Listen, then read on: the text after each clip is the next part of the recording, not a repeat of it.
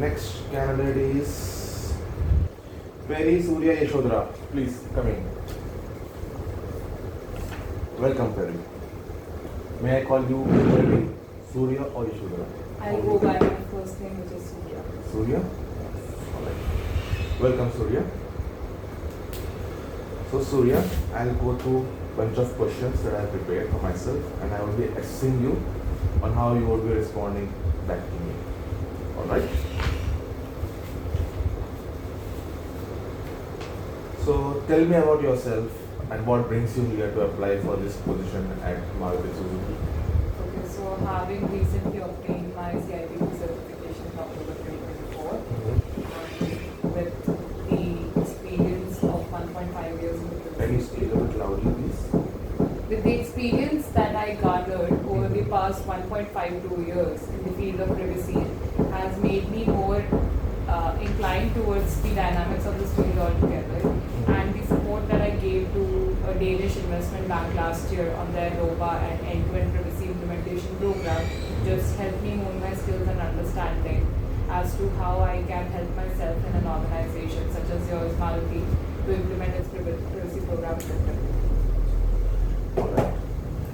Nice knowing you that you have worked on Danish Investment Bank and that you are CIPP certified, which is what we are looking for. But that being said, we are also looking for someone who has worked on this domain. Not only getting certified is enough for us. We wanted someone who has relative experience in this domain. Right. So that being said, what are your thoughts on how the DPDP Act offers or how it differs from GDPR in practical application, specifically from an Indian company standpoint? Okay.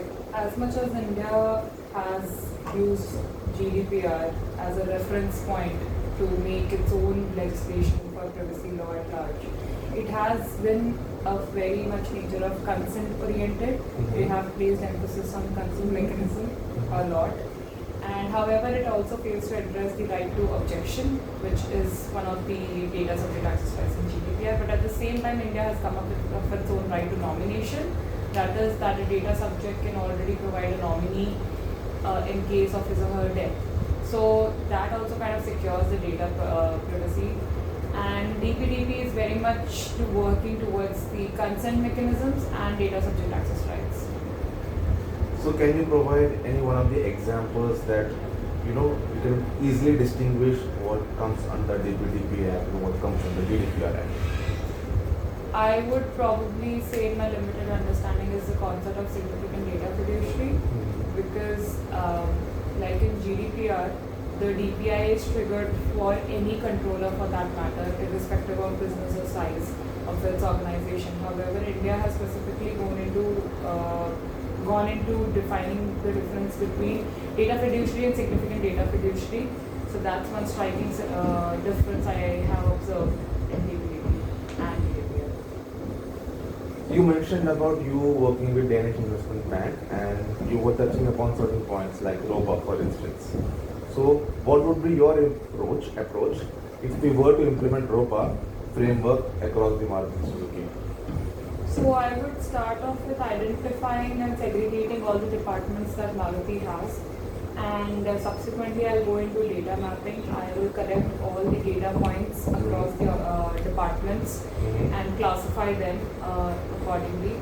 And thereafter I would do ROPA, that is, I will collate details about the data subjects, the retention periods, the measures, the technological measures surrounding the protection of such data, and simultaneously sensitizing the stakeholders of each department in what capacity are they supposed to hold on to their data at large. And yeah. So you mean to say that we want to ensure that we check the data minimization and at the same time we want to ensure that the retention policies are also intact? Yes. Alright.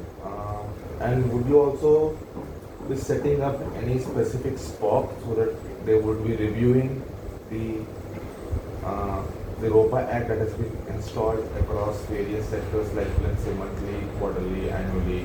I understand that you are already from Data Protection Office, so there is a dedicated team for this.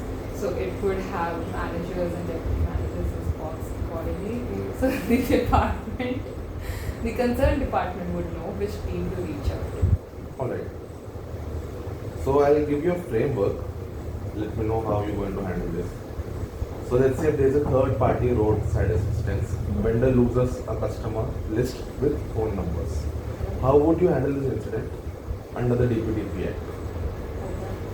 I would trigger the breach response system, incident response system, and I would have to notify the regulatory authorities as well. I have to prepare a notification to them as well. I will have to inform all the customers whose names were on those lists. And at the same time, I would have to formulate a report, try to isolate the data, so to say, and get a report from the vendor as well, and implement the technological measures as soon as possible. So would you also go to an extra mile and understand what was the root cause analysis for this incident that has triggered in the first place, Yes. so that you know you can in the future certain such scenarios may not occur. That incident report would have the root cause analysis. Right. Yeah, I would like you to specify these things. All right. Thank you. Can you remove that boogie from your nose? It's still inside, so you have to just pull it out. Sorry, you're not allowed to talk to me like that. I'm taking your interview right now, and it's a serious business you're doing. Okay, so it's not safe for me because I understand you Please likely to have a cut it episode. short. That's why you're wearing glasses. So this is unhealthy Keep sit environment. upright. Yes. Be focused. Right. Fine. Thank you. Explain how you would ensure compliance for vehicle resale data involving prior owners. Could you repeat the question? Explain how you would ensure compliance for vehicle resale data involving prior owners. I'll have to ensure a foolproof consent mechanism with the previous owners that their data is going to be brought for the resale of the vehicle to the next prospective owner. And I will have to ensure retention period also, by which I can hold on to the previous owner's data.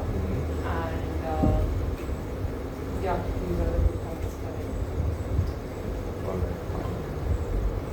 How would you deal with any of the internal resistance that we may be having when we would be enforcing the privacy initiatives? Okay, the business departments would resist with the lack of awareness, so to say, that their businesses do not have any personal data. So it would be the role of the privacy team at large to make them aware that there are these kind of personal data available in the domain, and their business have these many data points via a ROPA activity, via PIA, privacy impact assessment. And we will have to give them the metrics. Okay, this is how many data points are there, and therefore this is how long the data had been in your systems for, which is a violation of the retention period. So we'll start from there. And knowing Maruti's business is very much customer oriented, and customers' data would be gold mine for them. So therefore, I think that I'll start off with meeting the resistance by creating awareness and sensitizing the business stakeholders first, so that the information seeps down to the bottom level of their department.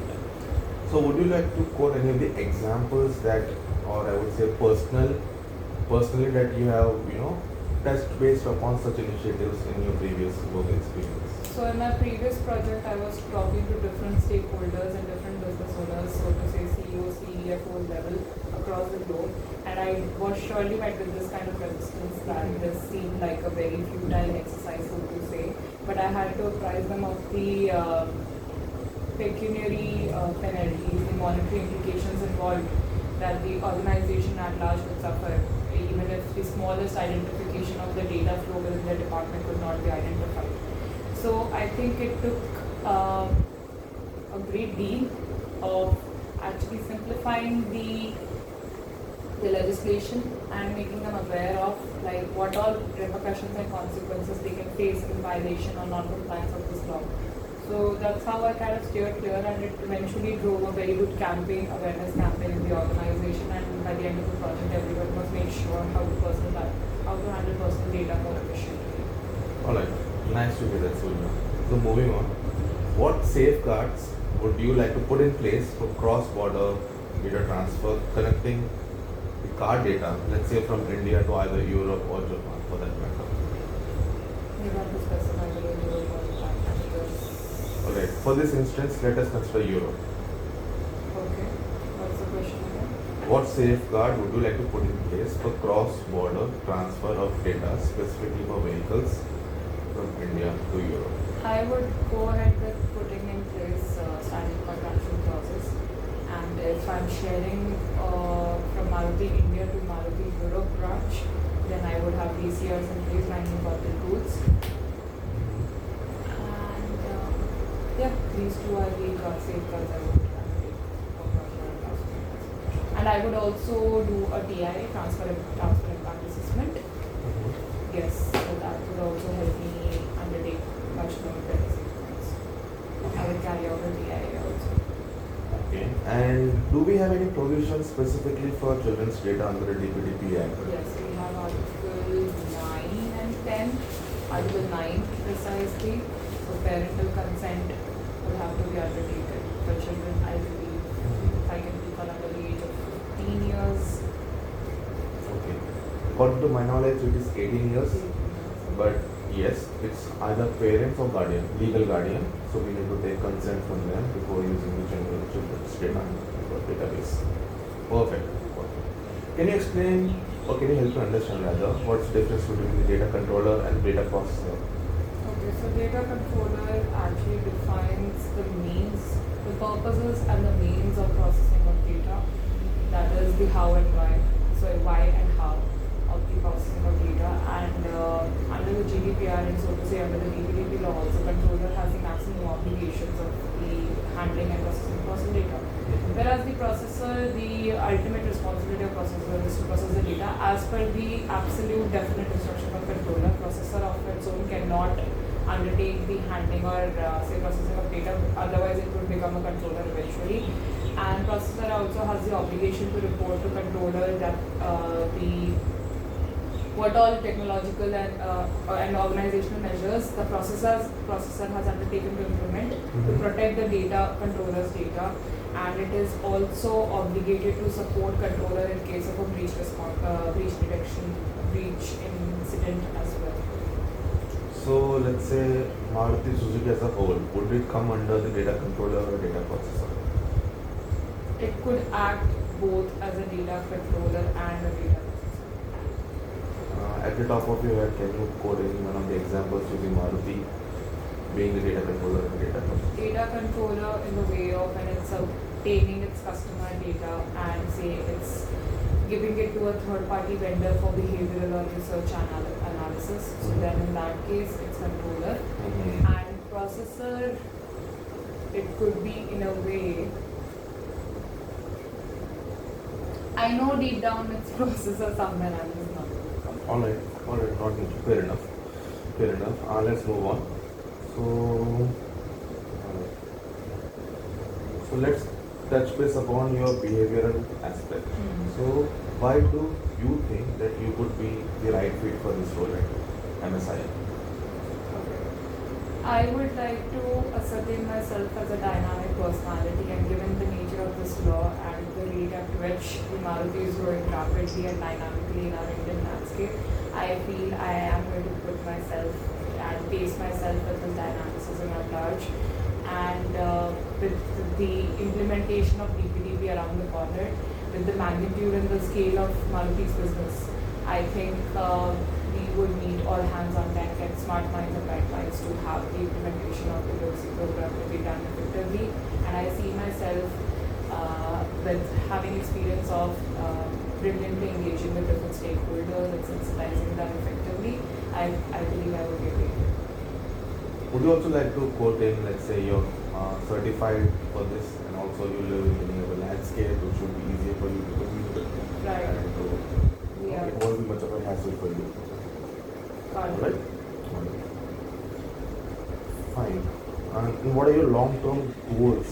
I mean, for you as an individual, where do you like to see yourself as a long-term goals in terms of privacy?